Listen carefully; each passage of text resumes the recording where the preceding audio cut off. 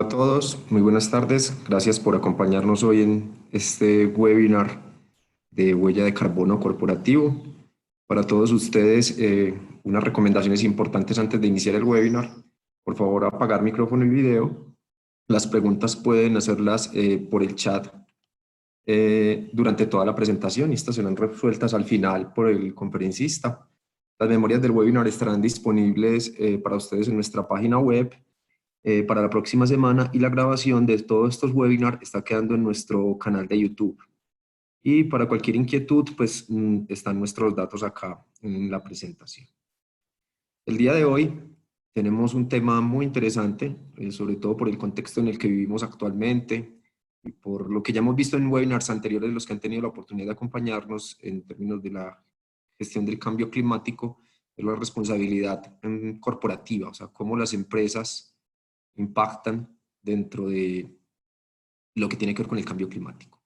Y hoy tendremos una invitada muy especial. Ella es profesional de sostenibilidad en Gaia y tiene mucha experiencia en todos estos cálculos de huella de carbono. Es Andrea Ocampo, quien nos estará hoy acompañando, pues compartiendo sus conocimientos con todos ustedes acerca de cómo se estima una huella de carbono, esto para qué sirve, cómo se usa y demás. Entonces aprovechen mucho este espacio. Ya les dejo en manos de Andrea. Por favor, te presentas e iniciamos. Mil gracias a todos. Listo. Bueno, entonces empecemos ya. Mm, Mucho gusto, mi nombre es Andrea Ocampo, como les dijo Carlos. La idea es que este ratico nos rinda lo más que podamos, porque la verdad que este es un tema bastante extenso. Entonces hay mucha tela por cortar, pero la idea es que se lleven como una buena idea sobre todo lo que es esta gestión del cambio climático en las organizaciones y que no solamente nos quedemos con la huella de carbono, que es como tan solo el primer paso. O sea, medirla es tan solo el primer paso de muchos otros que ya vamos a ver.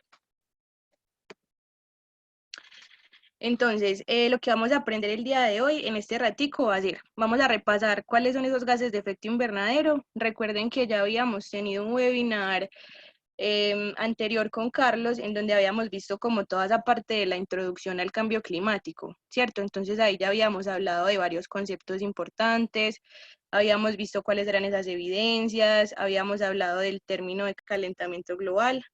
Entonces, acá no me voy a detener como mucho en todo eso, sino que vamos a asumir que ya ustedes tienen pues como un poquito de esa introducción. Pero sí vamos a hablar de los gases de efecto invernadero porque es pues muy importante que tengamos claros cuántos son, cuáles son, para que pues nos quede como bien medida la huella. Vamos a aprender entonces qué es la huella de carbono corporativa, vamos a aprender por qué es importante medirla, cuáles son esos pasos en la gestión del cambio climático. Vamos a hablar de cada uno de ellos y este pues que es como un tema muy importante y que tiene mucha acogida en estos momentos, y es cómo puedo hacer para que mi empresa sea carbono neutro. Entonces acá les vamos a contar como nuestra experiencia al respecto. Y por último vamos a ver como unos ejemplos de casos exitosos, de los cuales Gaia ha hecho parte en el acompañamiento de todo este proceso.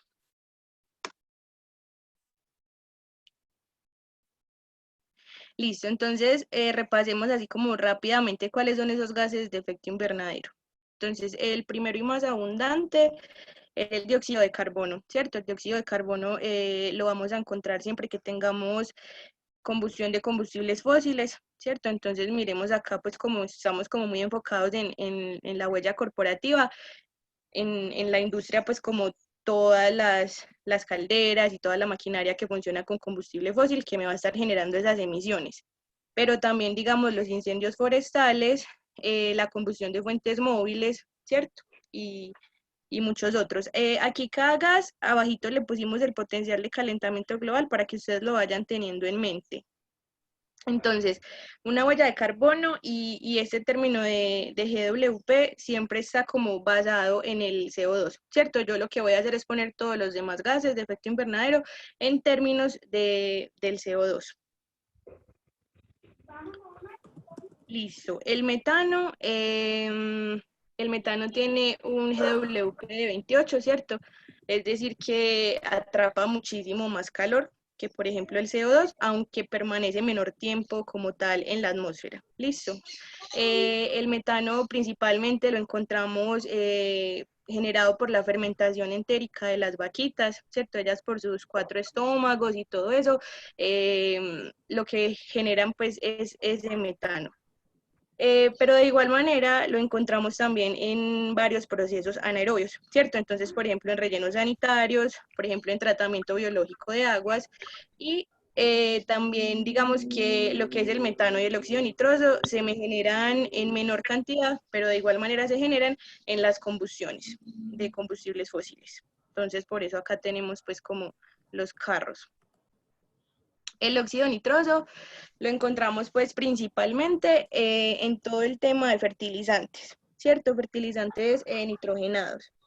Pero también está en, digamos, en la industria de la medicina, por decirlo así, como un gas anestésico. También, como les mencioné ahorita, entonces se produce cuando tenemos combustión de cualquier combustible fósil y, digamos, para los vehículos, para todo este tema cuando le ponen turbo. Aquí el potencial de calentamiento global, miren cómo empieza a ser aún más alto, que es de 265. Listo, los CFC y los PCF. Estos gases son todos de origen antrópico. Entonces nosotros los humanos fuimos quienes empezamos a crear todas estas cadenas larguísimas y miren, estos gases son los que encontramos, por ejemplo, en los aerosoles, en los aires acondicionados, en las neveras, los dispensadores de agua, todos esos equipos de frío. Y estos gases, miren que tienen potenciales de calentamiento global que van desde 300 unidades hasta 10.200. Entonces acá ya estamos hablando como de otro nivel, ¿cierto? Una fuguita por más pequeña que sea, y ahorita incluso vamos a ver un ejemplo de eso, nos puede generar como una muy alta huella de carbono. El hexafluoruro de azufre, miren acá es este videito que les ponemos como para que vean, este gas es como 5 o 6 veces más denso que el aire. Y este es como el rey de los gases de efecto invernadero. Miren, su potencial de calentamiento global es el más alto de todos, 23.500. Este gas lo encontramos en las subestaciones eléctricas de alta tensión. Entonces se usa es porque como para evitar ese arco eléctrico, ¿cierto? Pero entonces hay muchas empresas que a lo mejor ni siquiera saben que de pronto lo tienen, entonces como para que lo tengan muy presente que si tenemos este gas en nuestra organización debemos como de tenerlo mapeado todo el tiempo, porque cualquier fuga va a ser demasiado representativa. El trifluoruro de nitrógeno, este es como el último gas que adoptó el IPCC como gas de efecto invernadero. También tiene un potencial de calentamiento global bastante alto, que es de 16.100 unidades, y lo encontramos como en todas estas pantallas de cristal líquido. Entonces, realmente estas fugas se dan es como en las ensambladoras de estos equipos y lo mismo que en estas células solares a base de silicio. Son como los dos usos que tiene principalmente este gas. Listo. Entonces, ya habiendo repasado esos gases, entonces sí podemos entrar a definir finalmente qué es la huella de carbono corporativa. Entonces, es la cuantificación de todas las emisiones de esos 7 gases que acabamos de ver que se producen en mi organización, ¿cierto? Y con ayuda del potencial de calentamiento global, los voy a pasar todos a términos de CO2 equivalente para yo al final de cuentas poder tener un número, ¿cierto? Al final eh, 100 toneladas de CO2 equivalente o 200 toneladas de CO2 equivalente en el año, ¿cierto? Dependiendo pues de cada industria. Listo. Entonces ahorita, ¿por qué es importante medir la huella de carbono? Entonces, una de las razones es que estamos pues enmarcados en todo esto de los ODS, que nacieron pues a partir de la cumbre de la Tierra del 2015 en París, ¿cierto? Donde todos los países que firmaron ese acuerdo, entre esos Colombia, nos comprometimos a trabajar en pro de estos objetivos, para que todos los países habláramos como el mismo lenguaje. Entonces, específicamente el ODS 13, que es Acción por el Clima, nos invita como a todos a tomar un montón de medidas, tanto de mitigación como de adaptación al cambio climático, y finalmente se basa en que, por ejemplo, no sé si ustedes saben, como el 91% de las catástrofes mundiales ocurren por causa del clima. Entonces es un tema que, además de todo lo que conlleva, pues tiene muchísimas como pérdidas económicas, y por eso también es como un foco para todos los países de trabajar por esto en común. Bueno, además de eso, cuando firmamos ese Acuerdo de París, nos comprometimos con unas reducciones, ¿cierto? Con unas metas de reducción específicas para cada país diferente. Entonces, por ejemplo, aquí en esta grafiquita lo que vamos a ver son los compromisos que adquirieron los países de Latinoamérica. Entonces, en naranjadito vemos el porcentaje, o sea, la meta que se puso cada país sin ayuda internacional. Y el otro porcentaje que está en gris es suponiendo que se reciba una ayuda internacional. Entonces, por ende, ese porcentaje en gris pues siempre va a ser mayor que el naranjado. Entonces, miren, por ejemplo, Colombia, nosotros nos comprometimos con una meta de reducción del 20%. ¿Y cómo se cuantificó o pues cómo se estableció esa meta? Es como siguiendo un escenario business as usual, como si siguiéramos haciendo las cosas así como las estamos haciendo hoy en día. La idea es al 2030 reducir nuestra huella de carbono en un 20% o en un 30% si recibimos esa ayuda internacional. Y acá podemos mirar pues como la de otras partes del mundo. Entonces, por ejemplo, México un 25%, Guatemala un 11.2%. Digamos que Chile fue como, Chile y Brasil fueron como de los que tienen la meta más alta, del 30 y el 37% respectivamente. Y esta también es como una razón bastante importante y que a lo mejor muchas personas todavía no conocen bien, y es la Ley 1931 del 27 de julio del 2018. Miren, esta ley ya fue aprobada, ¿cierto?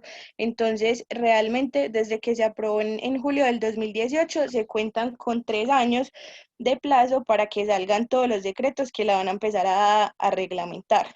Es decir, a julio del 2021 ya deberíamos de empezar a tener como todos estos decretos expedidos. Entonces, ¿qué es lo que busca esta ley?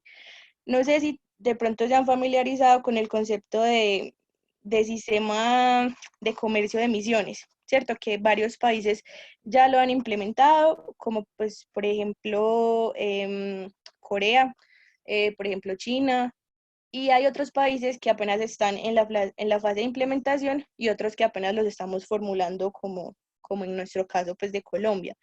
Entonces, estos sistemas de comercio de emisiones finalmente lo que buscan es crear como todo un mercado de bonos de carbono en donde le pongamos un límite de emisión a todas las empresas. Entonces, háganse de cuenta el decreto 0631, ¿cierto? Que era para, pues, que es para vertimientos. Entonces, cada empresa, según su sector, tiene un límite máximo permisible de parámetros para su vertimiento. Entonces, asimismo, va a pasar como más o menos que cada empresa, dependiendo de su sector, se le van a adjudicar una cantidad de cupos transables, que así es como lo llama la norma. Entonces, cada empresa va a tener una cantidad de cupos transables al año que va a poder emitir, ¿cierto? Entonces, si se sobrepasa esos cupos transables, es decir, si emite más toneladas de las que le permitieron, va a tener que pagar una sanción. Pero, entonces, como digamos, yo soy la empresa A y yo tenía 100 toneladas de permiso para emitir, pero existe una empresa B que también tenía 100 toneladas de permiso para emitir y solamente emitió 80, ya sea porque compensó, ya sea porque trabajó en estrategias de mitigación o bueno, cualquier otra razón. Entonces, digamos que le quedaron sobrando esos 20 cupos transables. Podría entrar como a ese mercado y vendérselos a la empresa A. Entonces, a negociarlos como a un precio más bajo que lo que le tocaría pagar si fuera a pagar una sanción. Entonces, todo esto es lo que se viene. O sea, esto no es nada pues como futurista, esto ya está escrito, la pueden consultar esta ley para que empiecen a leer, que además pues de lo que les acabo de contar, tiene muchas otras disposiciones pues como muy importantes frente a la gestión del cambio climático en Colombia. Pero para lo que nos reúne hoy es como lo más importante entender lo que les acabo de explicar. Listo. Entonces, ¿cómo es esa gestión del cambio climático en las organizaciones? Digamos que tenemos estos 6 pasos. Pues de manera global, ¿cierto? Como resumida. Entonces, partimos de un diagnóstico, que es como tal la medición de la huella.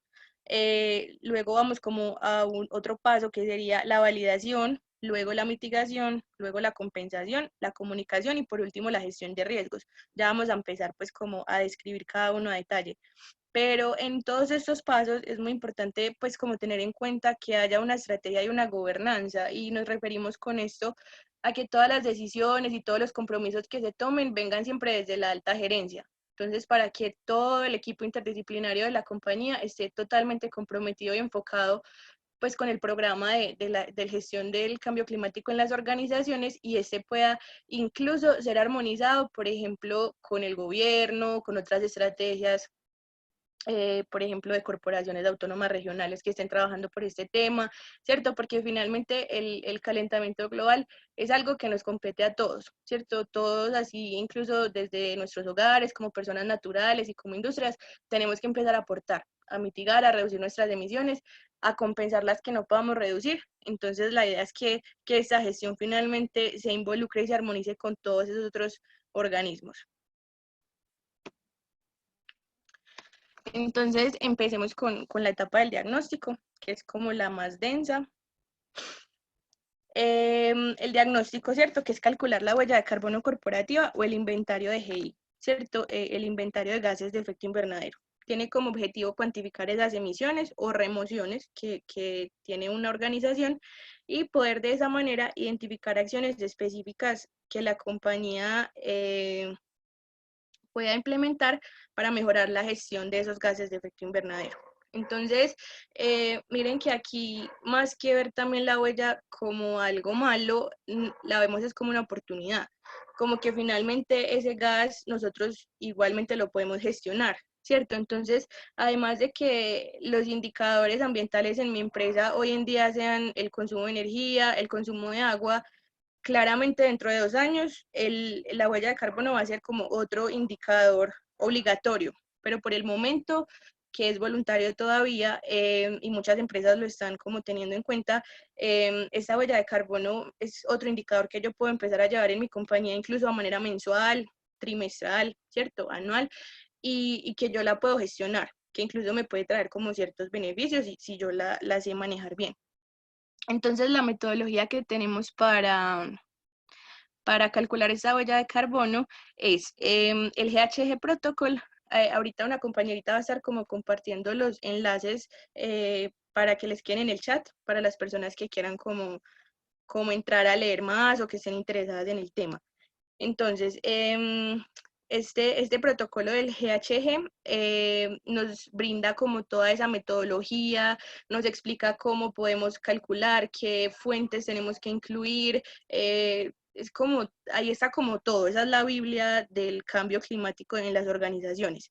Y la norma técnica colombiana, esta ISO 14064-1, es como quien nos da esos lineamientos para que todos hablemos el mismo idioma, que ahorita cuando veamos la parte de validación les voy a contar pues como un poquito más al respecto. Pero entonces acá esta norma lo que me dice es como el informe que debe contener, cuáles emisiones debo contemplar, ¿cierto? Como que pone un orden. Y acá muy importante contarles a todos que esta norma la veníamos usando desde el 2006.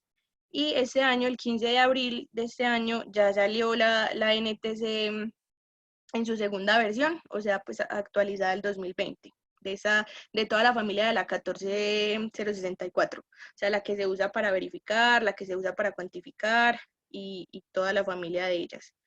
Entonces, para que lo tengan muy presente, porque sí cambiaron muchas cosas, todavía el ICONTEC no se ha pronunciado frente como a los plazos de implementación de esta nueva norma, ¿cierto? Porque obviamente no la pueden como obligarnos a que la usemos de un día para otro, sino que va a haber un periodo de transición. Todavía no se han pronunciado frente a ese periodo de transición, pero para que la vayan leyendo, la vayan comprando, porque tiene cositas bien diferentes y va a empezar a incluir incluso algunas categorías de alcance 3, que ya ahorita vamos a ver bien qué es eso, que antes no se incluían. Entonces, digamos que las empresas van a tener que empezar a medir más cosas de las que antes medían. Entonces, hablemos un poquito de los límites operacionales y organizacionales del inventario. Bueno, para yo medir mi huella de carbono, obviamente tengo que poner como unos límites espaciales y unos límites temporales. Entonces, los límites organizacionales se refieren a esos límites espaciales, ¿cierto? Es básicamente la ubicación. Entonces, no sé, si yo soy una empresa de alimentos y tengo una planta en Medellín, tengo otra planta en el Valle del Cauca, entonces, y tienen la misma razón social, y yo voy a medir como la huella de carbono de esa razón social, entonces tengo que definir si yo voy a tomar en cuenta tanto esas dos plantas, o si no, debo ser muy específica que voy a medir la huella de carbono solo de la planta Medellín, ¿cierto? Es como muy importante definir ese límite espacial. Y ya los límites operacionales del inventario se refieren a lo siguiente. Entonces, en esta flechita verde vamos a tener todas las emisiones directas, así lo llama la norma ISO, o alcance 1 lo llama el GHG. Es como esa diferencia de nombres, pero se refiere a lo mismo. Entonces, esas emisiones directas se van a referir a todo lo que yo como empresa tenga control operacional. Entonces, por ejemplo, si yo tengo unos vehículos que son propios de la empresa, todo el consumo de combustible de esos vehículos está dentro de mi control operacional, ¿cierto? Pero si en cambio yo subcontrato el transporte, por ejemplo, de mi producto terminado con otra empresa, entonces, pues yo simplemente les pago a ellos, pero yo no tengo poder de decisión sobre qué combustible se tanquean esos vehículos. Entonces, como eso no está dentro de mi alcance operacional, entonces ya vendría siendo como otra categoría de alcance 3. Entonces acá en alcance 1 nos quedamos con eso, con todo lo que yo tengo control. El alcance 2 se refiere básicamente al consumo de energía eléctrica. Entonces, toda la energía eléctrica que yo consuma de la red interconectada, toda la energía que yo esté comprando, tiene asociadas unas emisiones de gases de efecto invernadero, ¿cierto? Que van a depender del país y también del tiempo, ¿cierto? No es lo mismo, no viene de la misma fuente la energía que consumimos en Colombia que la energía que consumen en Chile o en Estados Unidos, ¿cierto? Entonces, por lo menos acá en Colombia, nuestra matriz energética respecto a gases de efecto invernadero, podríamos decir que es muy limpia, porque generalmente más del 70% se produce por hidroeléctricas, ¿cierto? Y el resto ya pues como si por cogeneradores y las termoeléctricas. Mientras que en otros países que de pronto no tienen tanta riqueza hídrica como nosotros, la mayoría de energía la producen por fuentes fósiles, ¿cierto? Entonces, obviamente, consumir electricidad en esos países va a significar una mayor huella de carbono. Entonces, como para que lo tengan presente. Y esto no solo cambia, pues como entre países, sino también cada año. Por ejemplo, en Colombia el factor nos cambia si el año fue niño, si el año fue niña, entonces llovió más, o si llovió menos, se prendieron más las termo que las hidro. Entonces, en virtud de todo ese mix, siempre vamos a tener como un factor diferente año a año. ¿Y cuáles son esas emisiones de alcance 3? Que son estas dos flechitas azulitas que están tanto corriente arriba o corriente abajo de mi negocio. Entonces, lo que buscan estas emisiones de alcance 3 es medir mi huella de carbono en toda la cadena de valor de mi negocio. Entonces, hay actividades, como les decía ahorita, que puede que yo no tenga el control operacional sobre ellas, pero que esas actividades no pasarían si mi empresa no existiera, ¿cierto? Entonces, por ejemplo, yo como traigo mi materia prima, si yo soy una empresa de galletas y necesito traer, no sé, trigo, entonces, pues yo no puedo decidir ese trigo cómo llega a mí, ¿cierto? Yo no le puedo decir como, no, mándemelo por avión en vez de que sea por barco, no, ni yo pago por la totalidad de ese combustible. Pero también finalmente ese barco está viniendo porque trae mi mercancía. Entonces, por eso estas emisiones se llaman emisiones indirectas, pero también es muy bonito medirlas cuando las empresas ya se meten en todo este cuento del alcance 3, porque se puede empezar a hacer como mucha gestión con los proveedores o se hacen compras más conscientes y pues como varias cositas que de pronto ahorita si alcanzamos también las vamos a mirar. Entonces en total en estas categorías de alcance 3 son 15 categorías que nos propone pues la metodología que se podrían medir. Entonces, ahorita el inventario de gases de efecto invernadero todavía es algo totalmente voluntario que una empresa hace, ¿cierto? Que ya sabemos que posiblemente a partir de 2021 eso ya empieza a ser obligatorio, pero por ahorita es voluntario. Entonces, si yo voy a medir mi huella de carbono organizacional, lo que tengo que tener en cuenta es que obligatoriamente debo medir el alcance 1 y el 2. Y ya el alcance 3 es opcional. Entonces, para las empresas que apenas están arrancando con este cuento, pues es muy recomendable que empiecen con el 1 y el 2, porque ya van a ver pues que hay muchas cositas que hacer. Esto no es tampoco que uno lo haga de un día para otro. Y ya luego cuando se empieza a avanzar como en ese nivel em, de compromiso con la huella de carbono, entonces ya empezamos a medir categorías, por ejemplo, de alcance 3, que nos pueden brindar como abrir las puertas para hacer mayor gestión ambiental aquí en estas partes. Entonces, miremos cuáles son esas fuentes de emisión que se pueden tener en una organización. Acá tratamos de ser como lo más lúdicos posibles. Habrán unas fuentes de emisión que para todos son súper comunes y súper fáciles de diferenciar, ¿cierto? Todo lo que yo vea que salga por esa chimenea generalmente puede ser gas de efecto invernadero, ¿cierto? Todo lo que esté quemando combustible fósil, pero hay otras que de pronto no son tan fáciles de ver a simple vista o que incluso no se ven, pero ahí están. Entonces, por ejemplo, bueno, vehículos propios, esa digamos que es una fácil. Los residuos sólidos, cuando yo digamos que hago compostaje, me generan unas emisiones, por ejemplo. Los extintores de CO2 o de Solcaflam, cada vez que los detono o cada vez que los recargo, ahí hay unas fugas, hay unas fugas pues, de gases de efecto invernadero. El consumo de electricidad, que ya lo miramos ahorita. Hay emisiones por proceso, entonces aquí vendríamos a hablar, por ejemplo, de las plantas de tratamiento. Entonces, siempre y cuando haya un proceso biológico en la planta de tratamiento, me está generando emisiones de GI. Entonces, para que lo tengamos muy presente, que por ejemplo, las plantas de tratamiento son muchas de las fuentes que quedan a veces olvidadas. Las plantas de emergencia, pues claramente están consumiendo diésel. Los gases refrigerantes. Entonces, cada vez que yo tengo una fuga en mis equipos de frío o que los recargo o que les hago un mantenimiento, ¿cierto? Que hay no sé, una ruptura, una contingencia y algo se quebró, una tubería. Entonces, y ya vimos pues como los potenciales de calentamiento global de estos gases que son altísimos y tenemos que tener siempre como mucho control sobre ellos. Las montacargas y toda esta maquinaria que consume GLP o bueno, cualquier combustible fósil. También si en mi empresa tengo cultivos o si es una empresa pues ganadera, ya vimos el impacto que tienen las vaquitas por generar ese metano. Y digamos que en los cultivos ni siquiera tienen que ser cultivos. Si yo tengo jardín en mi organización y yo soy incluso el encargado de hacer ese mantenimiento, ¿cierto? Los jardineros pues son personas de mi propia empresa y aplicamos fertilizantes nitrogenados, entonces ahí también hay unas emisiones que contemplar.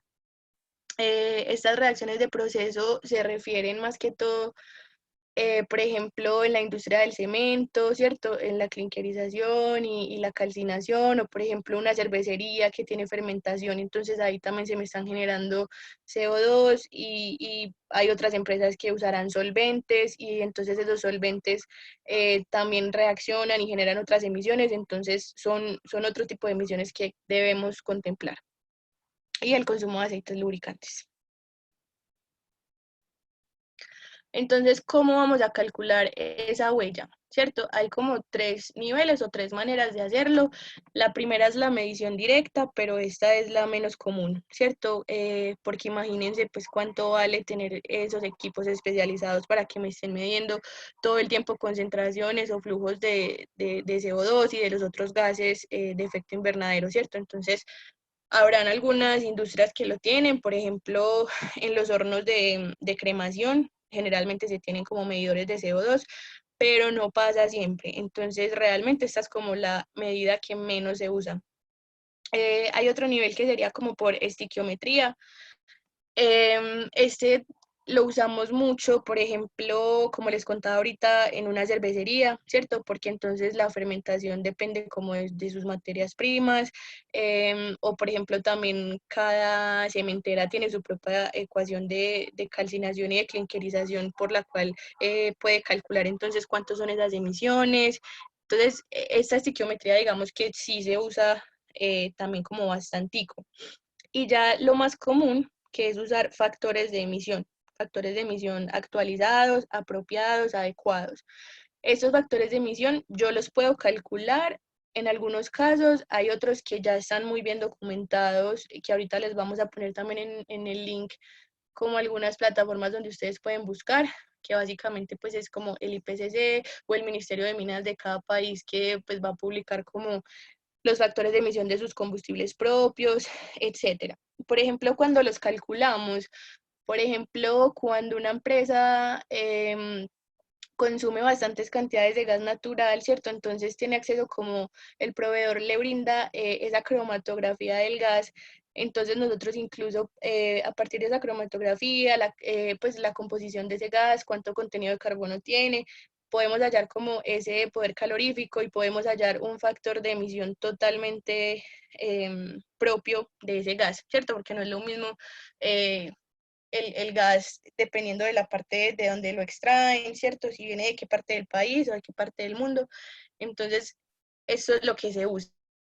Pero básicamente entonces tenemos una emisión, va a ser igual al dato de la actividad multiplicado por el factor de emisión, ¿cierto? El dato de la actividad puede ser una unidad de masa, de tiempo, de distancia, de energía, y el factor de emisión pues me va a dar esos kilogramos de CO2 o de nitroso o de metano o de una vez de CO2 equivalente por cada unidad de masa o de energía o de distancia. Básicamente así es. Entonces acá les trajimos unos ejemplos, son pues como corticos y fáciles, pero es como para que igual se lleven una idea. Entonces supongamos que yo tengo un vehículo que funciona a diésel, ¿cierto? Y en el año se me consumió 1000 galones.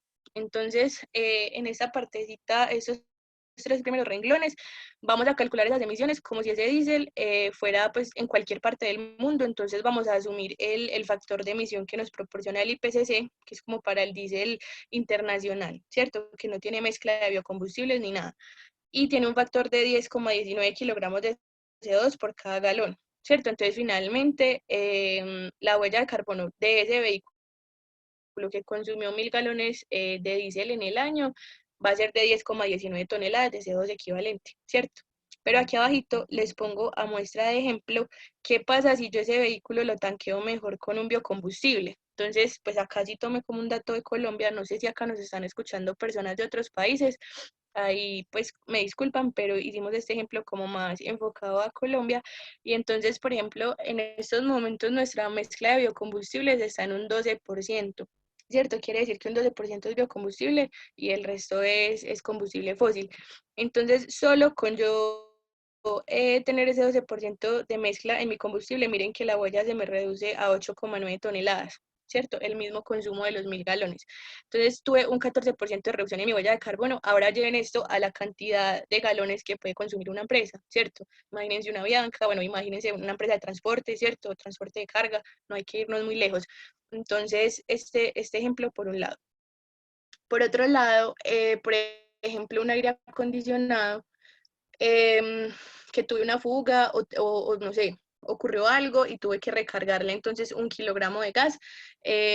Aquí trajimos, por ejemplo, el R134A, que es uno de los más usados en neveras, por ejemplo, o en chiller.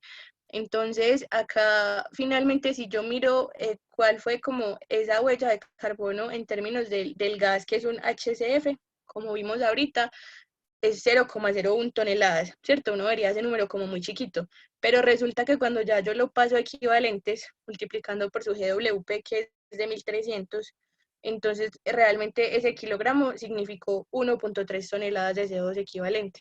Entonces acá es donde yo les digo que hay que tener mucho cuidado como con estos gases refrigerantes y que incluso se puede hacer como bastante gestión cuando intentamos cambiarlos a otros gases más amigables con el medio ambiente.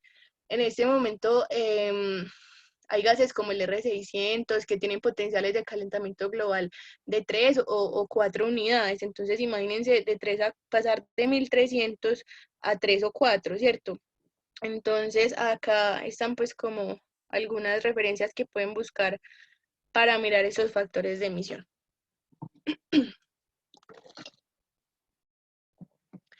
Ahora miremos entonces la validación o la verificación de un inventario, que sería el segundo paso. Bueno, cuando yo voy a validar o verificar mi inventario, se van a tener en cuenta como los siguientes principios. que el inventario sea relevante, íntegro, consistente, transparente y exacto, ¿cierto? Entonces, el inventario debe contener toda la información necesaria para la toma de decisiones, todas las fuentes de emisión deben ser contabilizadas, entonces, ahorita les voy a contar más o menos cómo es una auditoría, asegurar la comparabilidad de los resultados, divulgar de forma suficiente y apropiada para permitir que se tomen decisiones y tomar medidas para las incertidumbres. Esta norma, que también como les conté ya se actualizó al 2020, pero es la raya 3, es con la que los auditores verifican estos inventarios. Entonces, un inventario no se certifica, sino que se valida o verifica, ese es el término que se usa. No solo existe el ICONTEC, ¿cierto? También hay otros entes verificadores, pero digamos que aquí trajimos pues como ejemplo el ICONTEC. Entonces, no deben tener como miedo o susto a una auditoría de su inventario, porque no es así como cuando uno certifica una 14.000 y entonces le van a salir unas acciones de mejora o correctivas o unas no conformidades y que al otro año tiene como que mostrar ese plan de acción que hizo para cambiar esa no conformidad. No, esto, acá el auditor lo que va a hacer es como un papel de contador. Entonces, respecto a los datos que la empresa brindó para hacer el inventario, él lo que va a hacer es ir siempre al dato fuente. Entonces va a verificar que esos datos coincidan, va a mirar como toda esa trazabilidad y toda esa gestión documental que tiene la organización, eh, ¿cierto? Pues le tienen que coincidir los datos que uno escribió y los datos que él genera, pues que él levanta en planta. También el auditor va a hacer pues como una visita a la empresa, va a hacer el recorrido, los auditores tienen ojo de águila, entonces no es que uno pueda estar escondiendo fuentes de emisión, ellos siempre se van a dar cuenta, generalmente pues hasta de la fuente más pequeñita, ellos la ven, pero realmente eso es muy bueno y no es un ejercicio como ay, no, hice las cosas mal y me siento mal, no, o como que me están pues como calificando, no. De hecho es como un ejercicio muy constructivo en donde la idea es que simplemente las cosas queden bien hechas, porque pues lo bonito finalmente de los estándares es eso, que todos podamos hablar el mismo idioma a la hora de hacer una medición y que esos datos finalmente puedan ser usados con 100% de confiabilidad, ¿cierto? Y ahorita, pues, por ejemplo, yo creo que todos nos hemos dado cuenta con esto del COVID, lo importante que es tener datos y bases de datos actualizadas y bien robustas. Entonces, imagínense cuando en Colombia empiece todo esto que les contaba ahorita del comercio de emisiones, obviamente todos vamos a tener que medir de la misma manera, porque si no, no habría manera como de que sumemos, ¿cierto? De que sumemos, de que lleguemos a una huella nacional y a cumplir esas metas. Entonces, eso es lo importante como de validar mi inventario y saber que hice las cosas bien. Y pues no le tengan miedo. El auditor también lo que va a mirar es como que hayas usado los factores de emisión más actualizados y que verdaderamente sean acordes a tu, ¿cierto? A tu organización, a tu país, a tu situación particular. Se van a revisar pues la metodología, los límites que se tomaron, etcétera. Se revisa todo eso. Ahorita vamos para la parte de mitigación.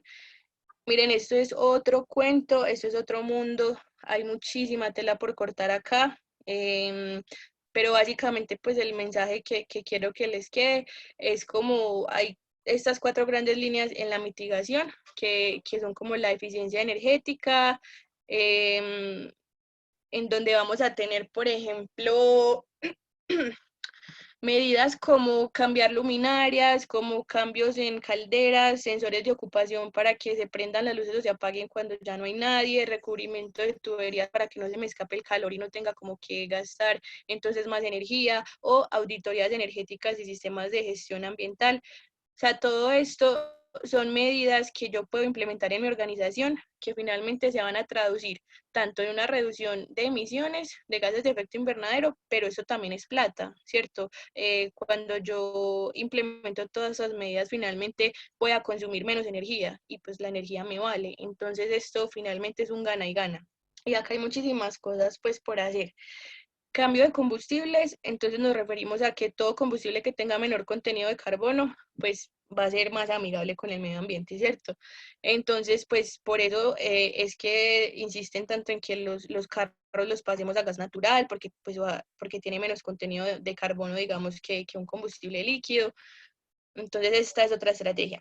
Cambio de refrigerantes, como les contaba ahorita, hay refrigerantes o incluso los hidrocarburos se están usando también ahorita para todos estos sistemas de aire acondicionado y entonces podemos usar sustancias más amigables con el medio ambiente que otras que ni siquiera tal vez teníamos en mente que eran, pues que no eran recomendables de usar. Y hay otra línea que sería como la captura de carbono. Esto es una tecnología todavía muy nueva, pero ya existe en algunos países, por ejemplo en Canadá y en Estados Unidos, donde principalmente en el sector de generación de energía, que pues como queman tantos combustibles fósiles y imagínense la cantidad pues de emisiones de CO2, entonces lo que hacen es capturar ese CO2, volverlo líquido y enterrarlo nuevamente, ya sea pues como a un nivel bien profundo de la tierra como para que se quede ahí guardadito, o incluso a veces lo aprovechan como que lo meten en esos pozos de petróleo, incluso les ayuda a tener más rendimiento en esa extracción de petróleo. Entonces, y así hay muchos otros usos que se le puede dar al CO2. O por ejemplo en una cervecería, muchas veces en esa fermentación todo ese CO2 que se genera, lo recuperan, lo lavan, no sé, en carbón activado o el tratamiento que le den, y lo inyectan incluso a la cerveza que uno ya después se toma y disfruta, ¿cierto? Entonces, hay muchas cosas que hacer con el CO2 y cada vez se inventan más para la industria de la medicina, para la industria farmacéutica, etcétera. Entonces, ¿qué es lo que podemos hacer finalmente en esta mitigación? Y lo que les proponemos pues es como usar esta herramienta que es muy útil, que son las curvas de costo de abatimiento, en donde yo lo que puedo hacer es modelar todos los proyectos que se me ocurrieron para mitigar en mi organización, y entonces voy a poder como mirarlos en cuanto a beneficio ambiental y costo pues económico, ¿cierto? Entonces es muy útil a la hora de tomar decisiones, y la idea es que esto llegue pues finalmente al tomador de decisiones de la organización para que pueda elegir entonces qué hacer y qué proyectos a un muy bajo precio le pueden traer un enorme beneficio ambiental. Entonces, esta herramienta pues es como muy chévere, incluso nos permite ver qué proyectos se pagan solos en el tiempo, así como los paneles solares, que es uno pues como de los mayores ejemplos que finalmente tiene un costo inicial alto, pero con el tiempo digamos que tú lo recuperas y se fue pagando solito.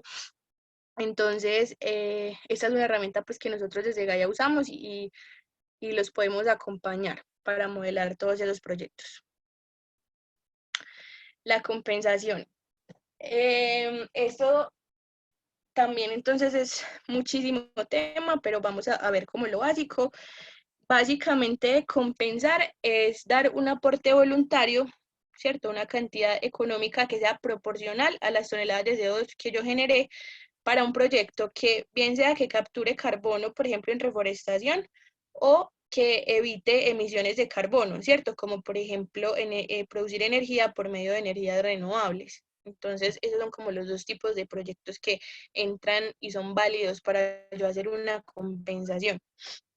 Entonces, una vez yo ya tengo mi huella de carbono, digamos que me dio que era de 100 toneladas, la validé y efectivamente todo salió perfecto, eran esas 100 toneladas, entonces, listo, yo voy a compensarlas. Entonces, debo tener en cuenta que una tonelada es igual a un bono de carbono, ¿cierto? En este momento, los bonos de carbono, al menos para Colombia, podemos encontrar desde 13.000 pesos hasta 15.000 un bono, es decir, una tonelada, ¿cierto? En diferentes proyectos. Entonces, acá hay varias plataformas que les pusimos pues como a este ladito derecho para que ustedes busquen o compren esos bonos. La idea acá es pues, también como que uno se apropie de ese proyecto donde va a compensar. Entonces, ahorita se está usando mucho este término de pago por servicios ambientales. Entonces, por ejemplo, digamos Banco 2, que es una plataforma o una entidad que nos parece pues como muy, muy bonita, porque lo que están haciendo es con todos esos campesinos y proyectos en el oriente antioqueño, de pagarles a ellos por esos servicios ambientales que nos prestan esos bosques. Entonces, acá, digamos, es importante como buscar bonos que estén certificados, porque pues eso nos da confianza y también pues no lo exige la norma, ¿cierto? Que no compremos bonos a no ser que ya estén certificados para que puedan ser válidos. Entonces estas son plataformas donde pueden encontrar esos bonos y van a recibir cuando los compren un certificado. que de hecho es como si lotearan esos bonos, ¿cierto? Entonces a mí me venden del bono número 001 al número 00100, pues no sé, 00100. Entonces, es muy importante pues que tengan en cuenta que van a recibir un certificado una vez compensen. Eh, Aquí también pues como tener en cuenta que así yo sea una persona natural, también puedo compensar mi huella de carbono, ¿cierto? Entonces, incluso en la página de Bancos, por ejemplo, yo puedo compensar mi huella personal para que lo tengan en cuenta. Yo veo que estamos como ya muy corticos de tiempo, entonces no sé si como dejar acá y ahorita, pues para la próxima hacer como la versión 2 de este webinar y responderle las preguntas que tengan hasta acá. Em, ¿Qué opinan? Y me parece bien para que alcancemos y respetemos el tiempo, André. Si quieres, te leo las preguntas y las vamos respondiendo. Vale, Entonces, hay unas preguntas muy interesantes. Yo he ido respondiendo algunas muy específicas, pero por el chat, pero creo que hay unas que vale la pena compartir con todos. Entonces, dice Laura Pavas, ¿cómo afecta la implementación de paneles solares la huella de una organización? Y también pregunta si en el alcance 3 se debe incluir la energía activa y reactiva o solo la reactiva.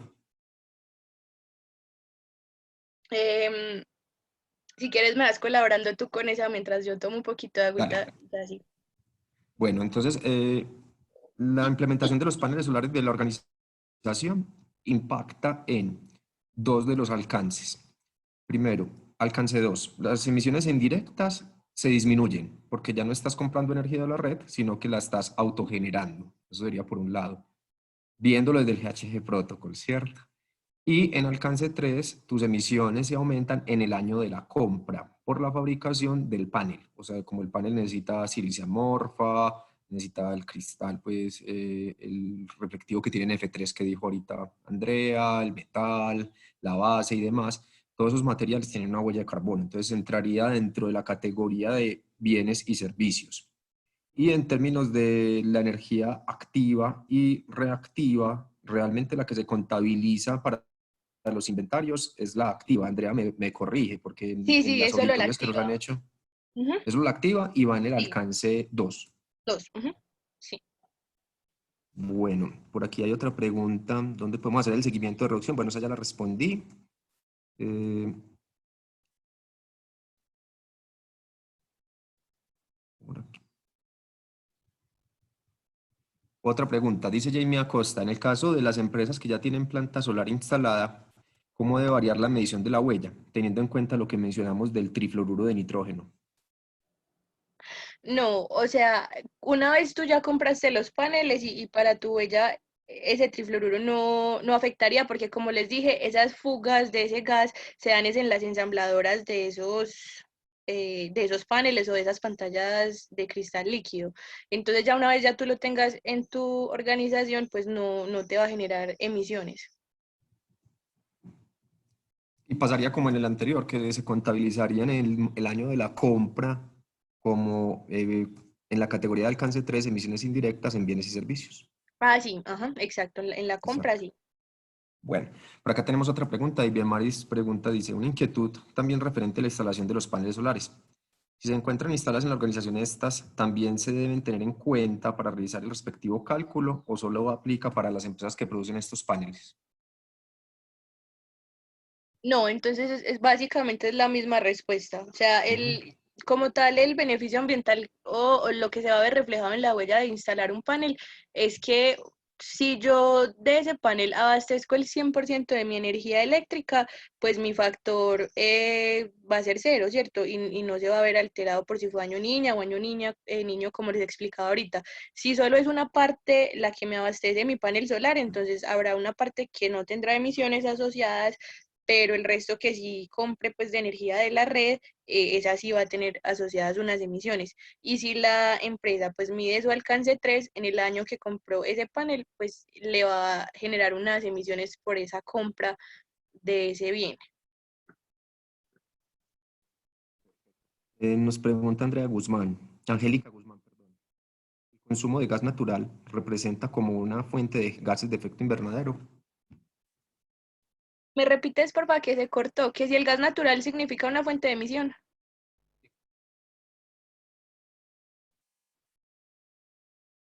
Y esa es la pregunta, que si el gas natural representa una fuente de gas de efecto invernadero. O sea, el gas natural es la combustión del gas natural me genera gases de efecto invernadero. Sí, el gas natural como tal no es una fuente de emisión. Digamos, la fuente de emisión sería la caldera que usa gas natural o la montacarga que usa el gas natural, ¿sí me entiendes? Pero el gas natural como tal, al sufrir pues el proceso de la combustión, sí me genera pues CO2, metano y nitroso, como lo explicamos al inicio. Lina pregunta, para una empresa de servicios, ¿cuál herramienta de cálculo del GHG protocolo es más recomendable?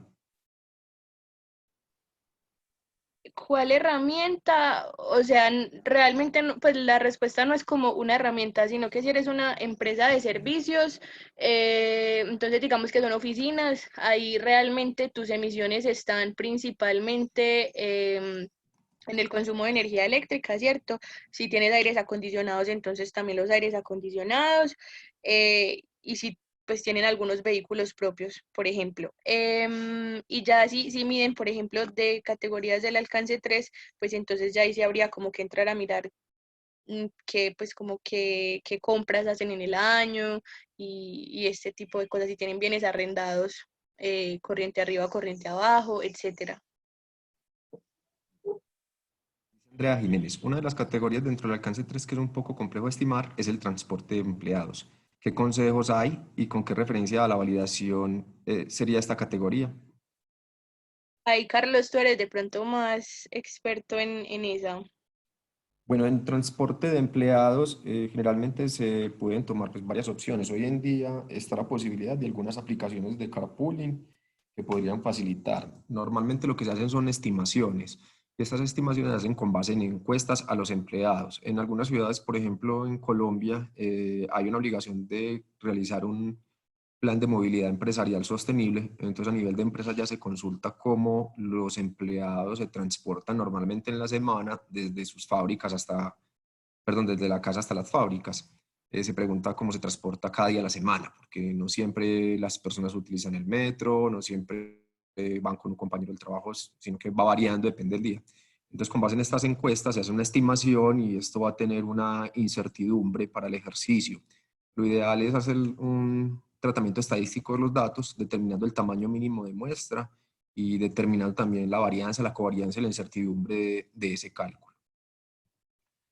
Bueno, por acá nos escribe, varios nos preguntaron cómo se construyen las curvas de abatimiento, si les podemos compartir la herramienta. Vamos a hacer un webinar relacionado con mitigación y les vamos a enseñar pues las curvas de costo-abatimiento. Súper, sí, porque ese es otro tema, pues como que no se explica en 2 minuticos.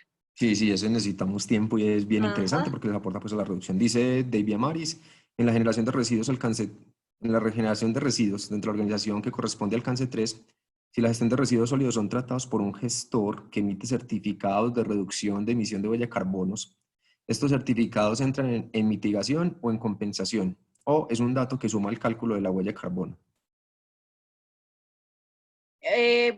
Bueno, ahí digamos que depende, pues porque me estoy imaginando, por ejemplo, un escenario donde tú dispongas residuos peligrosos, qué sé yo, por ejemplo, extintores de Solcaflam. Entonces, si ese gestor te entrega un certificado de que él dispuso ese gas de la manera correcta y que no hubo emisiones a la atmósfera, entonces tú como tal no tendrías emisiones porque tienes ese certificado. Pero si lo que estamos hablando es de que tú dispones Detalle. con un gestor y ese gestor de por sí tiene pues como buenas prácticas ambientales y también mide su huella y la mitiga, eh, no, porque eso no te entraría a ti dentro de ese alcance 3. Entonces ahí no habría como nada que cuantificar para ti.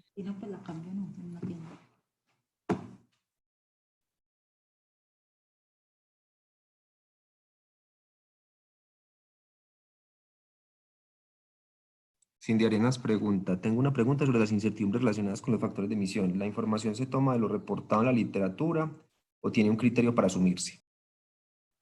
Bueno, entonces, como les contaba ahorita, para elegir un factor de emisión, o sea, hay que pensarlo muy bien y asesorarse muy bien. Entonces, Desde que uno tenga los datos para elaborarlo uno mismo, como les decía el ejemplo de la cromatografía del gas natural, por ejemplo, entonces uno mismo puede hallar ese factor de emisión propio para ese combustible, ese va a ser pues como el nivel más confiable. Pero si yo no tengo los datos para realizar eso, entonces yo voy a tener que irme a la literatura. Ahora también es como que yo escoja un factor, primero que todo, que esté actualizado. Entonces hay que estar muy pendientes en la página del IPCC para ver en cuál eh, assessment va. O también, por ejemplo, estar muy pendiente, como les decía ahorita, de los biocombustibles. Entonces, seguramente el Ministerio de Minas de cada país va a publicar también como los factores propios del combustible de ese país. Entonces, sí hay que tener como eh, muy en cuenta yo qué factor necesito, cuál va a ser el más acercado a mi realidad para que de verdad sea pues como lo más válido posible. Ana Fernández pregunta, ¿qué tan bueno es para la huella de carbono el cambio de montacargas a gas por montacargas eléctricas? Bueno, esa es una pregunta que también tiene como respuesta un depende, porque entonces, digamos, en Colombia, como les contaba ahorita, que nuestra energía es como tan limpia en términos de gases de efecto invernadero, es preferible usar energía eléctrica, entonces aquí lo podríamos ver muy bien, ¿cierto? Pero en países que tienen factores de emisión para el consumo eléctrico altísimos, puede que ya ni siquiera sea tan rentable o tan beneficioso hacer ese cambio. Entonces, depende. No sé si quieras complementarme algo ahí, Carlos. No, súper bien. O sea, si fueran las mismas condiciones, por ejemplo, uno sí pensaría que en Colombia, como tú dices, por nuestra matriz renovable y el factor de emisión tan bajito, las emisiones de una montacarga eléctrica disminuya la huella de carbono total. Sería más Ujú. eso. Bueno, Loni Tapies pregunta, ¿cada cuánto una empresa debe hacer este estudio de huella de carbono? Bueno, la idea es que este estudio se haga pues de manera anual, incluso si lo van a validar, entonces pues es de manera anual. Pero también como les decía al principio, la idea es que esto se vuelva un indicador propio de la empresa y ustedes mismos pues, por ejemplo, empiecen a tener indicadores mensuales, porque pues si a mí se me dispara la huella de carbono, claramente es porque algo está pasando, ¿cierto? O estoy consumiendo más combustibles fósiles o qué es lo que está pasando, entonces incluso me puede servir a mí como para ayudarme a generar alertas.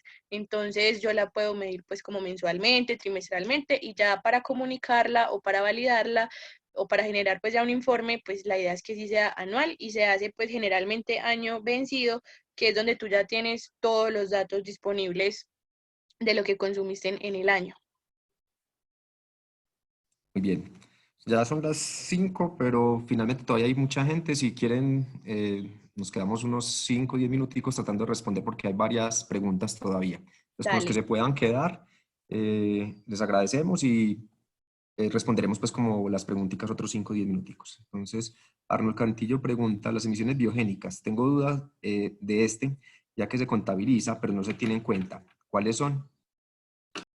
Bueno, lo que pasa con las emisiones biogénicas, que son, por ejemplo, las de los biocombustibles o algunas de plantas de tratamiento, es que lo que nos dice el protocolo y la norma es que las contabilicemos, pero que finalmente no se sumen en el total del inventario. ¿Por qué? Por ejemplo, en el caso de los biocombustibles, esas emisiones, digamos que ya fueron compensadas en el crecimiento de esa biomasa, ¿cierto? Entonces no tendría por qué sumarlas al final en mi inventario. Y también porque por ejemplo, en plantas de tratamiento, digamos que ese CO2 proviene de bichitos, que son esas bacterias. Entonces, la metodología también, pues sí, me dice que no debo de cuantificarlas al final para sumarlas, sino que van en esa categoría aparte que se llama otras emisiones biogénicas. Muy bien. Por acá Víctor pregunta, seguimos hablando de huella por organizaciones. ¿Cuándo se entrará al tema de producto? No, la huella, bueno, si quieres responde tú que obviamente trabajas más la huella de Por producto. acá mi amigo Víctor de Costa Rica, que de pronto ha venido ya trabajando en el tema con varios productos en Costa Rica. Ya en varias partes, sobre todo en Europa, se vienen trabajando desde los supermercados, Casino, Tesco, Incluso en Estados Unidos Walmart ya tiene un listado de huella de carbono de productos, o sea, para que nosotros los consumidores tomemos la decisión. Y en América Latina, yo sé que en Chile y en Colombia hay una cantidad de productos con huella de carbono.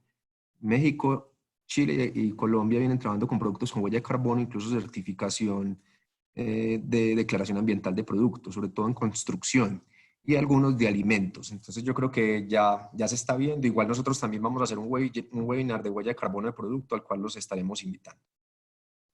Paula Gutiérrez pregunta, ¿nos pueden compartir una herramienta de cálculo de huella por alcance?